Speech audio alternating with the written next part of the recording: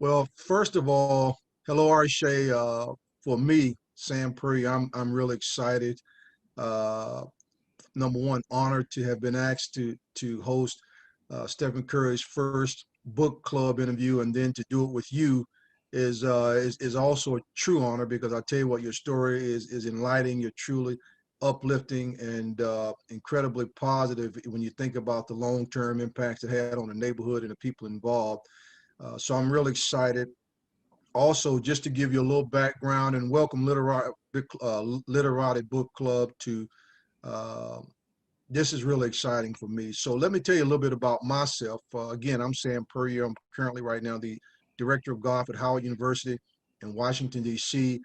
Stephen Curry has had a huge impact on us. I mean, without his contribution and donation and involvement, I mean, think about it, we wouldn't even have a golf program. So he was involved, got involved, and gave me the green light to go out and recruit a team of women, recruit a team of men. And at this point, it's really exciting because I know we're going to have an opportunity to positively change the plight of a lot of young people going through a true non-traditional perspective of playing golf, just like you can relate to in rowing at an HBCU. So that being said, welcome, and I'm really excited about what we're about to talk about today. Thank you. I'm excited to be with you, Coach. And, again, thank you, Literary, for hosting this amazing event, right? I've received a lot of emails and messages from people who was a part of this book club, who were excited, who also watched the film and who had just a lot of questions, and so I am pumped. I'm ready to go. I'm happy to be with you and, and get to know you a little bit more as well after this event. Oh, yeah. Well, I appreciate it. And I would love to just jump right in. I mean, my background, prior to coming to Howard, I coached at Stanford, I coached at Michigan State, and I was always in a sport where I was always the only one. And what jumped out at me when reading your book is you guys were the only one. And I know how that made me feel, and I know how that continues to make me feel. And so one of my first questions for you, just considering the enormity of what you guys have done, would be considering that Ken and Mark were both white and they weren't from the neighborhood, but they had servant hearts. Do you think it would have really mattered if they had been black? You think you could have gained the same things? Would you have done the same? Your dreams would have been the same, been altered at all? Good question, Coach. They love was real for us, right? And we received a lot of love. I think that when you look back, and I talk about this with them today, I think there would have been definitely some things that would have been helpful, with our season, meaning that we lost Malcolm, right? Because his dad didn't want him in an all-white space, right? And the coaches didn't quite understood at first, but if you look at Malcolm's family, Malcolm's brother was hung on a tree and she left the South because of that. And so when they say we don't want our kid in this space, it comes from a place of safety because they don't want their kids to experience what they experience, right? And I think and I think that there were many parents who mothers and families migrated from the South to Chicago, didn't even want their kids in a space like that, only because of what they experienced. So I think if it hadn't been Black coaches, I think they would have felt like we would have been a little bit more protected, right? And we were, right? But there was still a lot of mistakes made, right? And also I think that the recruitment, right? There's a part I have to say, Coach, in the film where all the guys, sons and daughters, teenage sons and daughters, walked into the rowing tank, and you had all these Black men teaching them how to row, right? And right away, just because someone looked like them, showed them that it's not far out of reach, right? Like I can accomplish all this now. That's right. And that was a very powerful scene. So I think that we would have got more kids, right, in the beginning of that recruitment phase, if they had to say that, someone who can relate to them. And I think we would have won a lot of parents over in the beginning that we didn't win over at first because, parents felt like the coach didn't really identify with the community. Yeah, but you know, the interesting part though, just bringing that part up, the interesting part along with my relationship of going into Eastlake, which we had, you know, your community, you had 4 gang territories on each side of either direction you walked in, you had a gang. You described it as Holy City. You know, each neighborhood had a nickname. Well, the Eastlake neighborhood where I was for 9 years, we were called Little Vietnam. You guys are called Holy City. But yet at the same time, there's still, to me, there's still a level of identity even within the negative name. So as I look at outsiders coming into your community, you guys were really protected. So like when you say if we'd had some minorities involved, you probably would have gotten some things quicker. You're recruiting, but it leads to something that you said in the book, which I love. You said often, and I'm paraphrasing, oftentimes when you come out of the same environment, you're kind of handcuffed by the same thoughts. So as I look at a lot of what you wanted to do, I would say to you, what really allowed your dreams to prosper and grow? Because I mean, to hear you want to be a chef, and I still have some questions later down the line on that. To hear you want to become a chef, to hear a couple of your buddies, hey, I want to own a moving company. One guy say, I want to be a comedian. What do you think still helped continue to foster those dreams? Yeah, I think it was the village, right? I think it wasn't one person, it wasn't one nonprofit or one school. I think, you know, if you talk to all those guys, they talk about the village that we had. They, you know, when I went to school, I had Chef Singleton that was there. It's like, you can be a chef. You're going to be great. He said, I'm going to set you up with an internship. And then I met a chef there. Then it was at the barber shop when I was questioning these thoughts. The barber D was like, nope, do it afraid. Do it alone. You got to do it, right? Then it was my mom's church where the pastor was like, listen, here's $50. I want you to read this book, right? So I think that what helped all of us is that a lot of people don't talk about is the village, right? Those unsung local heroes that really contribute to the success and also the need to be successful. Well, I'll say one thing. I know Stephen Curry is famous for shooting that deep jump shot. He can hit the tray. And you talked about Jordan and your upbringing.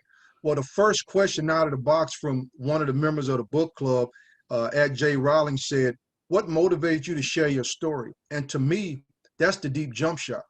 I mean, what put you in a position to lay this out? Because I really believe this story had to be told. Yeah, you know, Coach, I moved to New York. I was a chef. I worked for WWE Wrestling as a personal chef, and then Warner Brothers. And then, and then I started working as a chef instructor at a school that was similar to mine.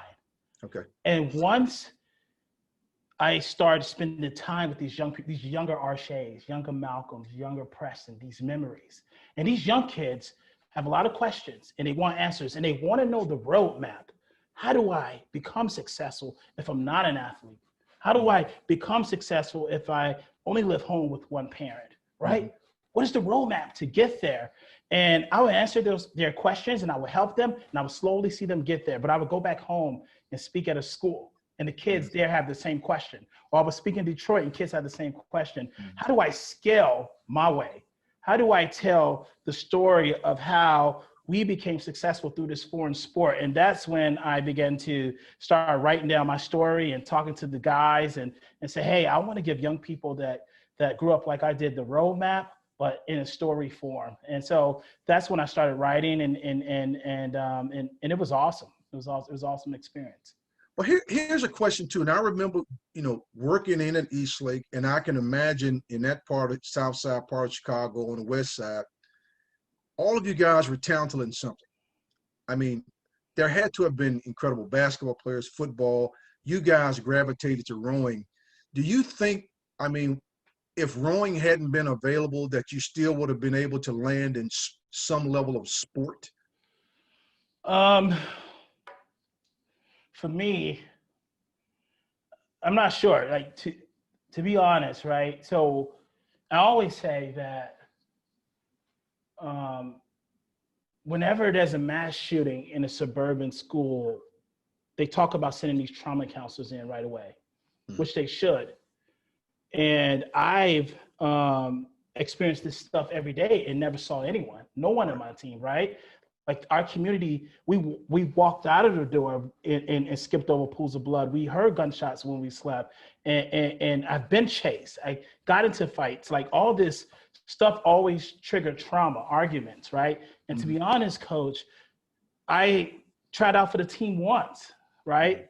And the coach was like, knock them dead. And I felt like I wanted to hurt somebody if they tried to hurt me. Like I would get angry. Yeah. You know, I was like a walking storm. And for basketball, it's a trash talking sport. And I wasn't that great, but I would play. And then you would hear things like, you garbage, you suck, you're good, you're never going to be good. Things I heard growing up from adults. And I wanted to fight, you know, and rowing gave us an opportunity because it wasn't like you didn't need any athletic abilities, right? Really? I mean, you had to, you know what? You had to just be willing to do the sport, sit down, and you need to work on your engine, right? Because there's people who have no good coordination, and rowers are full of people who didn't make teams, right? Yeah, but Arshay, I'm going to cut you off. When I go to gym and I try the rowing machine, I'm dead after a minute. For you, so in order for you, but for you to do a 2,000 whatever trek, the stuff that you guys are doing on that water, that's special. I'm just being honest with you, and I'm an athlete. Yeah, and it took us a long time to get there, but none of us was just like we had no athletic abilities, right?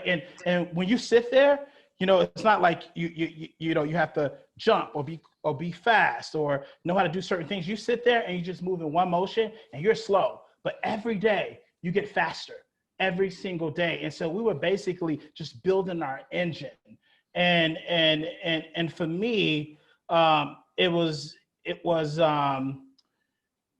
great because every team I've been on triggered trauma. But when I got into the sport and being near that water, which was so meditative, it really decreased the trauma because it was a non-conflict, non-combative sport. And you know, again, just to answer your question, I would say that I would have been a good person, right? If it wasn't for the sport. I don't know if I would have made it to any other team, but this sport really gave me the ability to be a leader, to be a captain, to be a good team player, and to overcome my fear of water. You know what I mean? Which was huge. And so, you know, I would say, like Malcolm said in the film, that people will call him 6 feet for nothing, right? Because he said, I wasn't good at basketball. I wasn't that good at football, but I had a lot of strength and I had a lot of power, right? But that sport really helped us to bring out those gifts and those talents. That's awesome. That's awesome. Here's a great question though from Free Spirit. Early in your story, you showed a self-deprecating sense of self and a stubborn will to survive, basically on your own terms. Where do you think you got that strength from, especially at such a young age? Yeah, you know, people will say, "Were you born with those abilities?" You know, I didn't have that strength. Actually, I gave up a lot, but it wasn't until my mom's recovery, right, when I went to go visit her finally, I kept going back because the testimonies of people who were like my uncles, my aunts, my mother. And not only did this program serve the adults, which you see a lot in neighborhoods or in programs that would just serve kids only, but they served the whole family.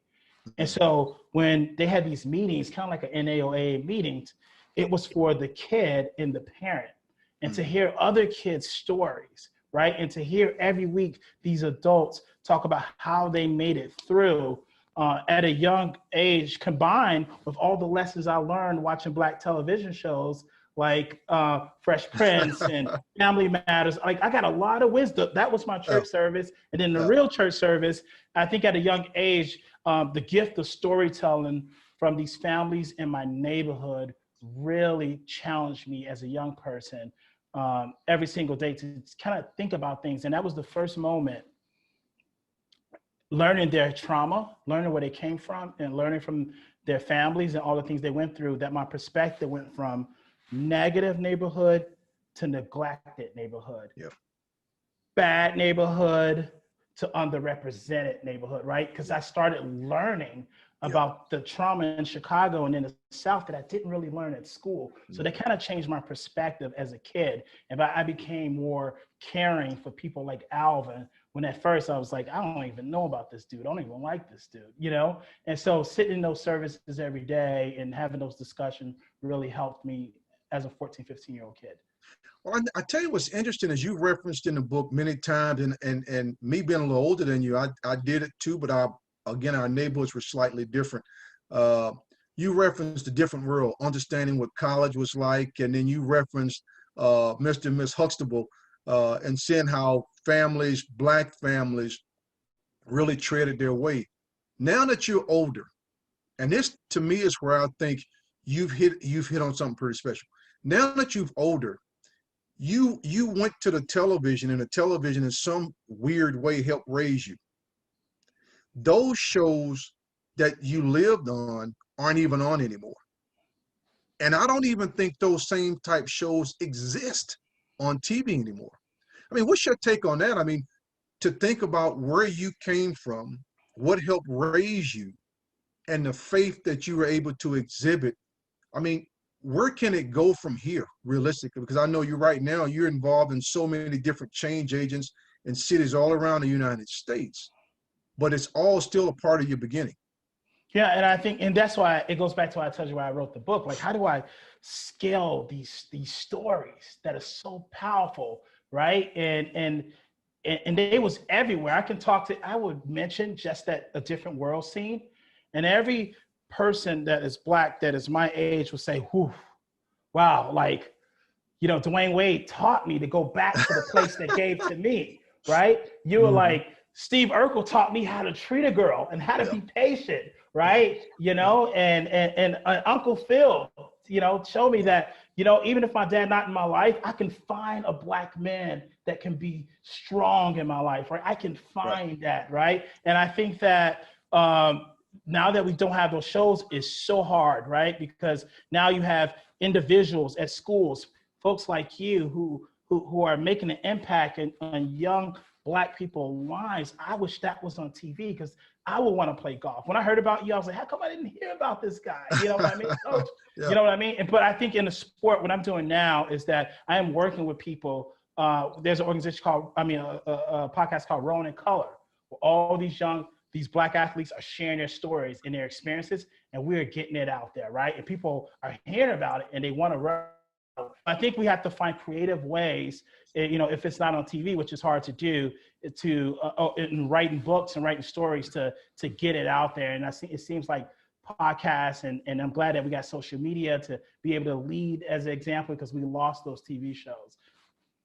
Well, Coach D sent in a great question and said, what type of deposits, what type of advice would you give coaches and teachers in order for them to place positive deposits into some of these youth, which then leads up to something that you and I had previously discussed, which is based on the way your book was articulated, and the people at the school constantly told you what you couldn't do.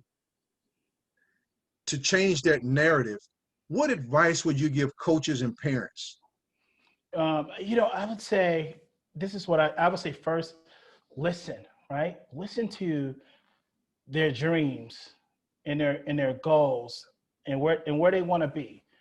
I say that to say that I was speaking in Harlem, and I asked every young person after my speech, what's your dream?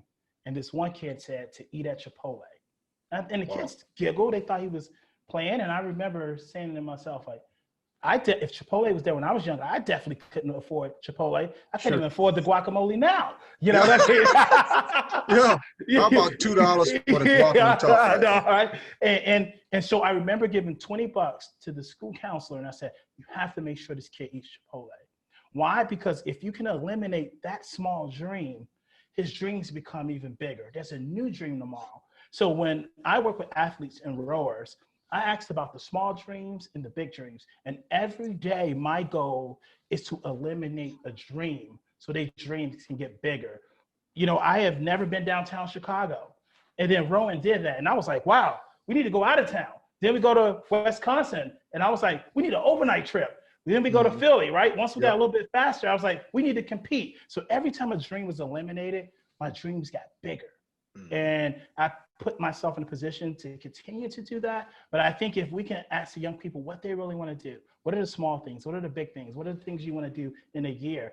And really start to eliminate their dreams. If it's introducing them to someone on social media, if it's finally speaking, right? And being speaking to young people, whatever it is, let's help them every day or every week eliminate a dream, and it will get bigger.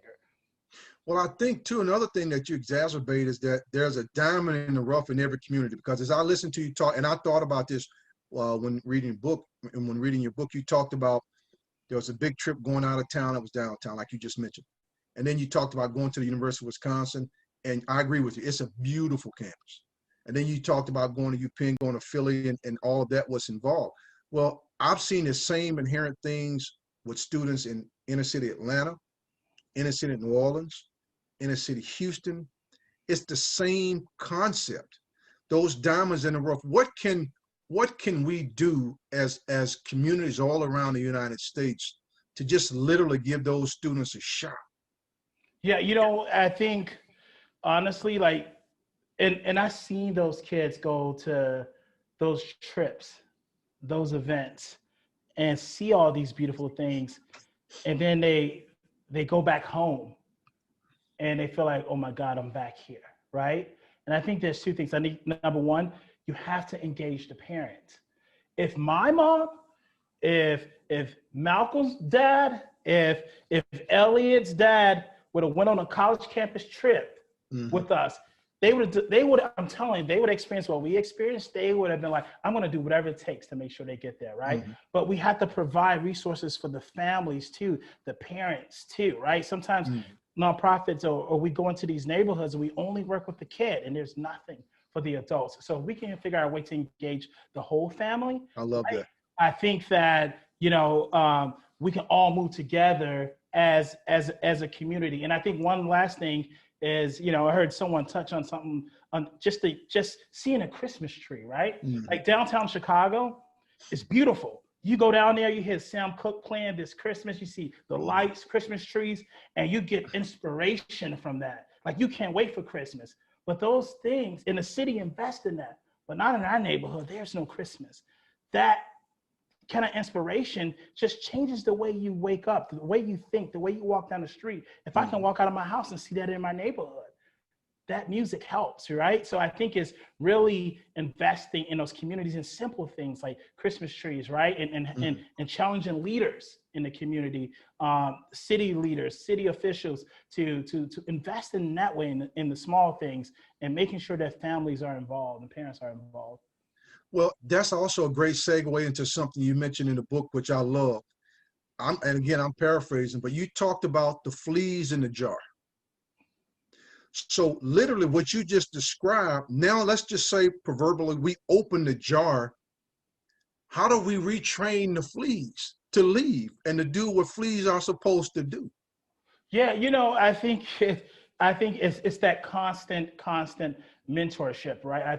I call it youth development coaching, right? Like you see a lot of coaches who get kids into sport, and it's really about the sport, right? Which is important, but the lessons outside of the sport was just as important as the lessons in the sport. Totally. For example, every day, and this was in my mind, Victor would say, leave the boathouse better than you found it, even if you don't make the mess, because it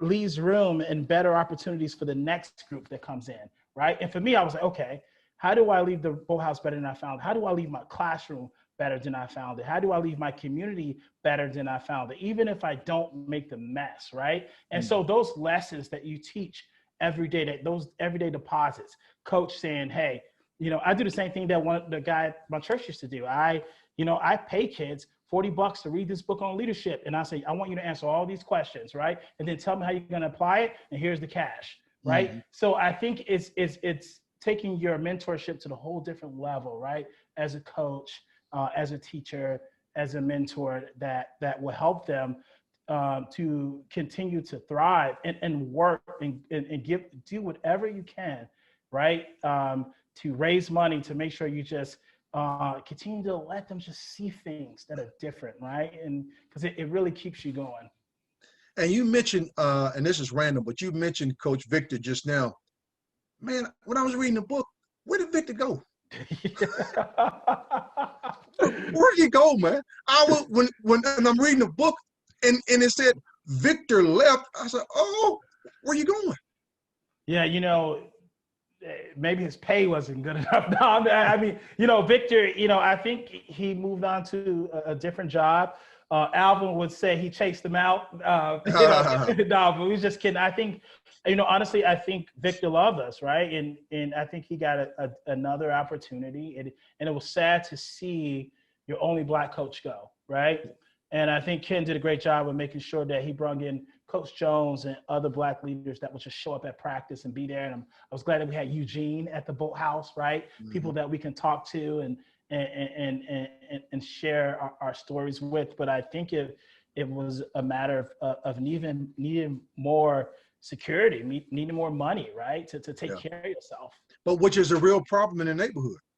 Yes. Because in the neighborhoods that you're describing that the students really need to support, those people are the worst paid.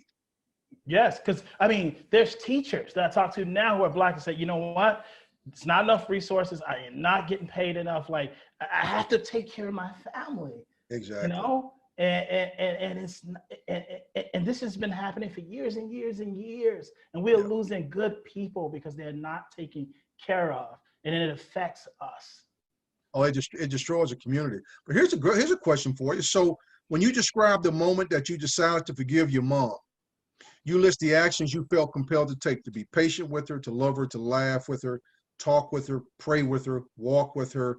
What do you think gave you the strength to love even after you felt that you had been betrayed and hurt? Yeah, you know, I think it was hearing her story for the first time. I didn't know, you know, and again, mothers don't tell you things to protect you, right? Yeah. And to hear the things that, you know, she's been through, you know, with, like, she says that at one point she said, I just didn't want to feel anymore because of all the hate that I went through, all the pain. I didn't want to go through it. And there was no one to talk to. The only thing I had was those liquor stores on the corner that to deal with that pain, to make that pain go away. That's all the resources that they had, right? You talk about untreated trauma, right? And I talked about that a little early, but my grandmother, her mother, who also at the same time, who moved from the South because a friend was hung on a tree, right? Like to live with that and not be able to do anything, and you can't unsee that, you know? And that trauma is passed down to the next generation, right? I mean, parents get a divorce and they in therapy every week for a long time, right? But to see your friends, right, killed like that, right? And domestic white terrorism, right? And then have my mother who was married and husband who basically, you know, done something very small, like stole something, and he's locked up for a long time, right? That affected our communities, right? And so, again, hearing my mom's story and hearing the things that she went through really allowed me to say, man, this is rough, and I forgave her as a young person, and to see her change was very helpful for me. It gave me hope in a way that I've never had hope, you know? Well, I'll tell you, one of the funniest stories, and it's probably not funny, but it was funny to me at the time. You know, I'm reading the book like everybody else. You guys are in church and your stepdad steals all the coats in the back. Did they get the coats back? They did not get the coats back. Oh my God. Well, I was like, please let him give the coats back. No, they didn't get the coats back, you know? And, you know, I think it's like, people were upset at that moment, but I think, you know, it was a church where people went through some rough stuff before, but changed, right? That's the kind of church it was. And so I think at some point they were definitely forgiven. But E. George was asking, what's your favorite memory from being on a crew team? Yeah, you know, I think it was everyone's from different gangs. And there was a moment when we traveled, we went to the race in St. Louis. And, a lot of things have been edited out of my book. I wish this part would have made it, but, that we were kind of like cool, but we wasn't friends. Mm-hmm. And we had that moment where we said to each other, hey, if you walk to the porta potty, make sure you take one of us with you. Because we were the only ones. And because we were so isolated, because we were the only ones, and we were not friends, but we knew we had to look out for each other, was the moment we kind of said, okay, guys, in order to win, in order to be successful, in order to make this thing work, we have to pull for each other. Mm-hmm. Right. And I think that was such a beautiful moment and a turnaround for all of us. Right. And I think, you go back to years ago when, when soldiers would go to war in this country, blacks and whites, there was no relationship, but they was like, listen, we are away from home and we have to fight for each other. Same mission, same purpose. Same mission. Yep. And that was that moment where we started to bond, where we was like, okay, we have to pull for each other. Yeah. So this is a great question from Samium. So, and I was thinking the same thing, I can't lie. Did you ever reconnect with Grace, man? My goodness.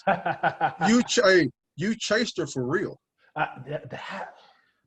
You know what? When I bring that up in front of the guys, even till this day, they was like, man, what was wrong with you? No, she was great, man. She was great. I think that when I started writing the book, right, I started reaching out to everybody like, hey, I'm putting this story out there. And so I reached out to her and she was like, yeah, as long as you tell the truth. I was like, of course I'm going to tell the truth. You know what I mean? Yeah. I didn't get the girl, and, and so the book came out and everyone from Manly was reading the book. Right. And people were talking about it on Facebook. Yeah. But weeks went by, I hadn't heard anything from her. No one heard anything from her. And I was like, oh my God, like what happened? Then finally, like a few weeks later, she was like, oh my God, just read the book, moved to tears, can't wait to give a 5-star review. You know what I mean? And that was kind of interaction, social media friends and stuff like that. But yeah, that's, she was cool, but she went to the Air Force, got married. I'm married with a kid. We just just good friends. It was all high school stuff, Yeah. Why do you think you're so smitten about? I mean, what was that? I mean, was she just? I mean, now of course we're reading the book. Was she just like they say in the neighborhood? Was she just fine? Like just yeah. I mean, she was fine. Captain of the cheerleader team.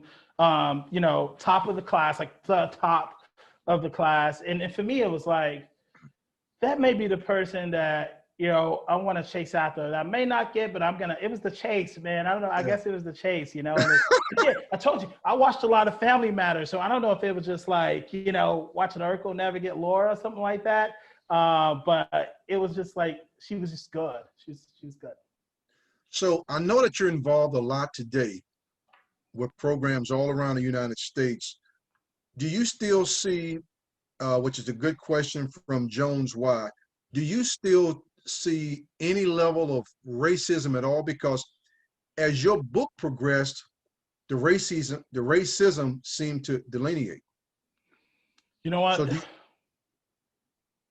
We just had the U.S. Rowing Convention this past weekend, and it was full of stories of collegiate athletes now, of not only being the only Black on a rowing team, but 90% or more of the kids on a rowing team has never interacted with a person who looked like them. And hearing the things that they go through just for posting, yes, Black Lives Matter, and then someone saying something like, leave that out of the boathouse, or the only race that matters is the race in the boat. You know what I mean? It exists very well. And I think,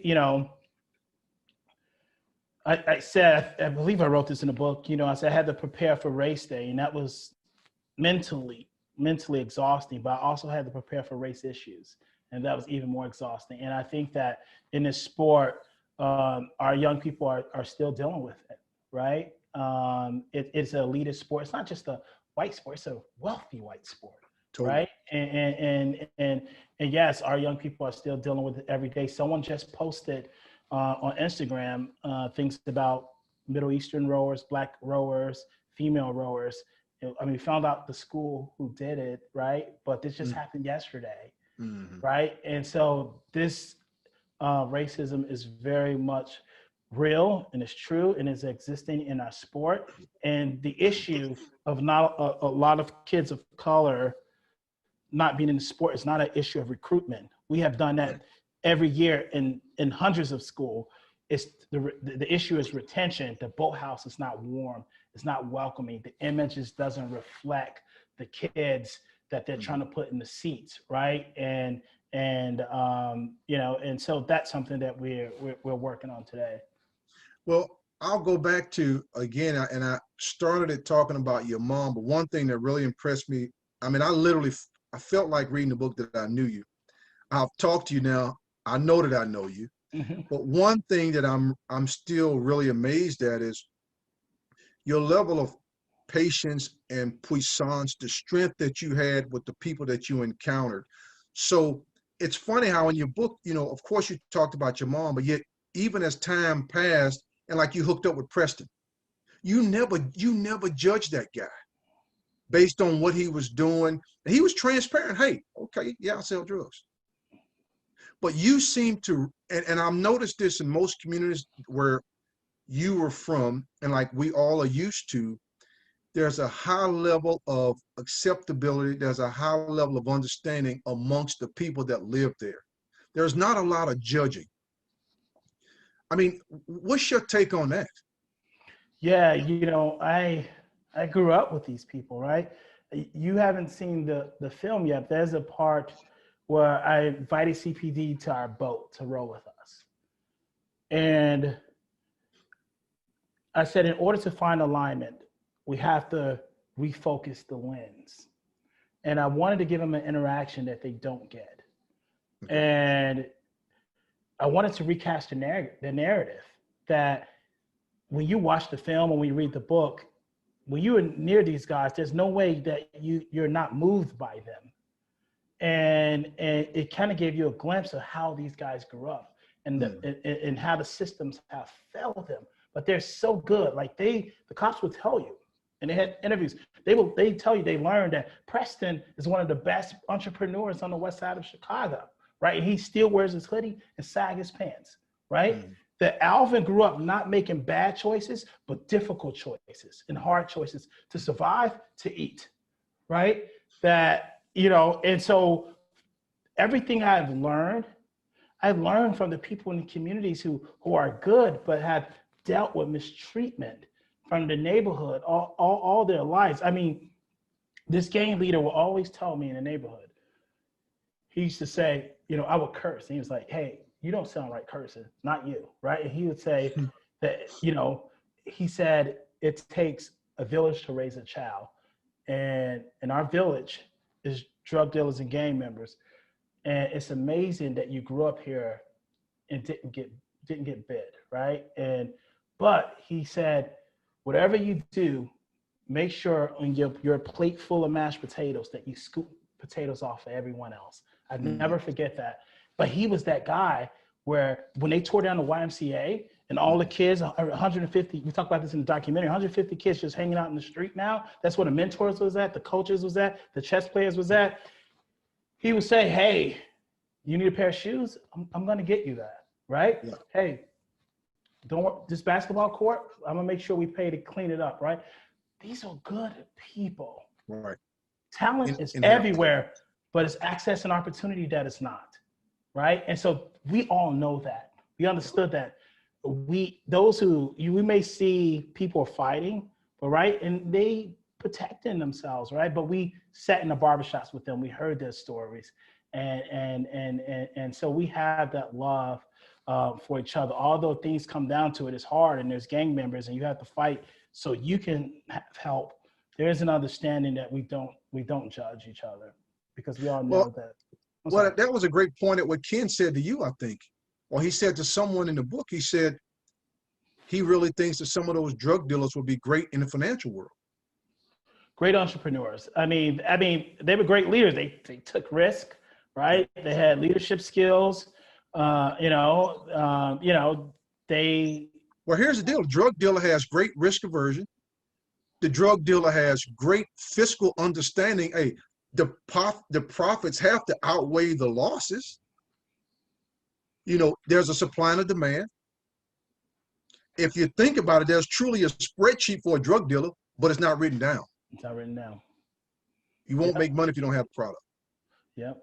And I tell you this, till this day, I have never, young shorties, Alvin hires kids, right? Mm-hmm. And Alvin hires people from the street to his moving company.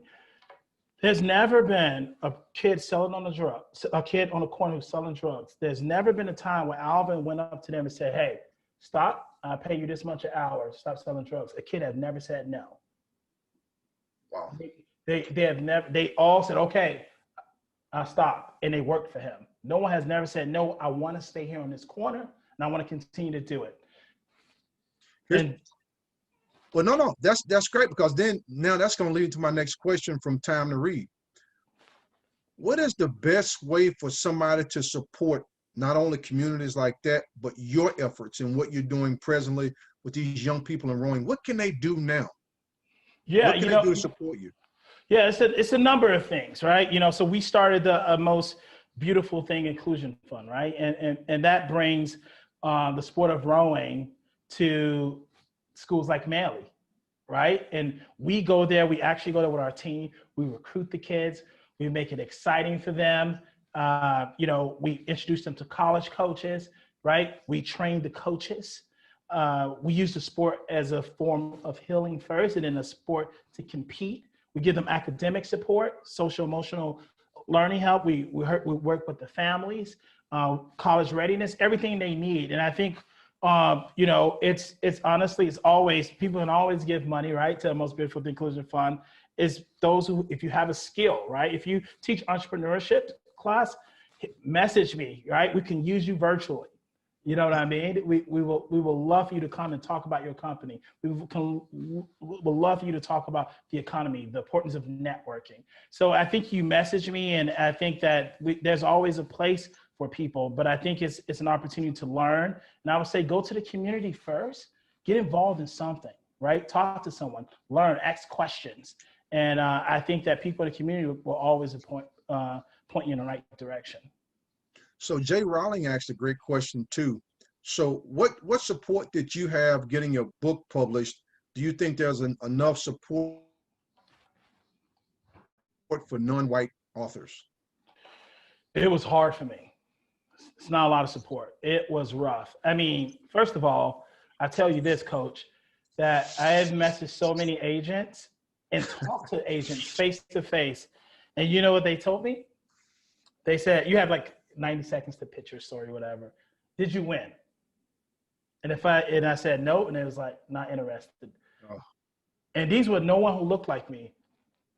And the one woman I met first, when I first put the book out there, was a Black woman. And she asked me these questions. Did y'all learn how to swim? Yeah. Did those guys from different gangs get along? Yes, we became a brotherhood. How did you get to the water? I was like, first, they brought us, and then eventually we took public transportation. The way she knew, the way we measure success in our community is different from a person who went to Ivy League or just want to see boats go fast, because our community is trying to figure out, right? How can we get them to culturally overcome the fear of water, right? To build a brotherhood, to be committed. We had all those different things, and they measure success in a way that we would measure success. And that's bigger than making a boat go fast. What we accomplish, not only that, 90% of my team, Coach, are entrepreneurs and hire people from the neighborhood, right? That's what our community needs, not a gold medal hanging on the wall. You know what I'm saying? And that's it. You know what I mean? And so I think a lot of agents told me no. And it took someone who looked like me to first help me get my story out there to the world. So it is hard, and it's a lot of work, But I always say, you will find someone who's passionate about your story who will help you. But there's also people of color who are now launching, their literary agency company to give more attention and help to people who have stories like me. Well, as I read the book, one of the overarching themes to me, where it just kept coming back to in my mind was respect. And when you guys off the grid raced St. Ignatius towards the end, and I love the way you described it, but you beat them. At that point, something biblical hit me, and it said, "Job well done." Mm. Do you think the overarching element of what you guys, because you're a remarkable human being, but do you think the respect piece is probably understated in most communities like the one you grew up in? There's not a lot of respect given to the tenets of those quadrants. Yeah, I agree. It's not a lot, right? And I think it goes back to what I was saying earlier. It all goes down to, just, again, I know it's simple, the lack of access, not being able to give opportunities to show that respect, to have respect a part of your life and a part of your culture, right? And once that happened, I can, it would be scalable. That simple word, respect. Yeah, that's awesome. Are you currently working on any new projects now? Yeah, we got a few things coming up. We got a lot of feature film activity happening. Like, people want to do a feature on the story, and we are now working with members of Congress, a Most Beautiful Thing team, around Wow. the issue of mental health and trauma. And they hosted the documentary, which Okay. was awesome. And there's this 2028 goal that I'm working on. I have a passion for a lot of young Black men. I mean, for everyone, but there's never been, in 150 plus years that our sport has been an Olympic sport, there's never been a Black man who rode on American soil in the Olympics. And so LA 2028, Right. I am identifying those young people and working with those young people. And we started a campaign around those young people to give them the tools that they need to compete, right? Yeah. And to make sure our boat reflects the diversity in this country. And Yeah. so we are working very hard on that. And, and it's exciting, and so I'm happy to be where we at today. Well, if I had to add a quick HBCU element into it, are you looking at expanding what you do into the HBCU realm? Yes. So we have a couple young kids who rode for us in high school, who are messaging me like, hey, we want to get the word out in Howard. Fact. Here's a fun fact and real fact. I don't know if you know this. So our team is the first Black high school rowing team in the country. Right. First all Black rowing team was Howard, class of 57. There it is. There it Howard is. 57, and there's some great photos I want to send you of. There it is. I Of was that trying to team. get that out of you. Yeah, yes, and powerful, and so we are now working with HBCUs, and so we just did an event with Pepsi. They showed the film, and we did a talk back, and Derek, who's in charge of the Pepsi division when it comes to just service and work and doing more in communities, is like, now we need to hit up HBCUs and figure out how can we get these teams started. And so I am working on that. Would love to pick your brain on how to make that happen. But there's some awesome. kids there in Howard that are hungry and they want to see the sport of rowing that's at Howard. And that's pretty cool. So just for a fun fact about you, some people are asking, what are some of the great books that you've read recently? Yeah, I read a lot of books on on leadership, right? Developing the leader within you, developing leaders around you, by John Maxwell, are really some of my favorite books. But Leaders Eat Less. I'm just really into like leadership books, and of course, this year just to help me through 2020, right? I've revisited books I've read in the last few years, which is Between the World and Me, right? The New Jim Crow. You know, I've finally just read the Hate U Give. A lot of books, right? That I think that really will put just mercy. They'll put information out there about the Black life, right? And some of the things that we experience as people of color. So those are really good books. And I have to say, you know, not just The Most Beautiful Things, good documentary. There's a documentary. I don't know if you're Cracking the Code. That was a Absolutely, I have. Yeah, absolutely. I just seen that. It's very, very beautiful documentary. I always say, hey, read this book, watch this documentary, and listen to this song. No More Teardrops. I don't know if you heard that yet. Really great song. Again, about the Black experience. So that's kind of what I'm working on today, and hopefully get a chance to write at some point soon again. Well, I tell you, listen, man, I'm honored. Number one, I'm honored to have had the opportunity to host the first book club for Stephen Curry and literati, and you be a part of this deal is just huge. I mean, I'm honored. I've done a lot in my life, and when I see young people like you that have been affected, because you're just a touch younger than my brother, and so I consider you like a brother. I mean, to see what you've done, I'm incredibly honored, and I feel good because if young people like you are coming with your ideas, then I know the world is in a better place. We're going to be okay because we have people coming with great ideas, great energy, great positivity, and unrelenting just desire to want to make the world a better place. So for me, that's a blessing. And I want to thank all the book club members for being a part and submitting questions because they keep all of this going and they keep everybody in business. But at the same time, they always said that the world and truth is always hidden in a book. Wow.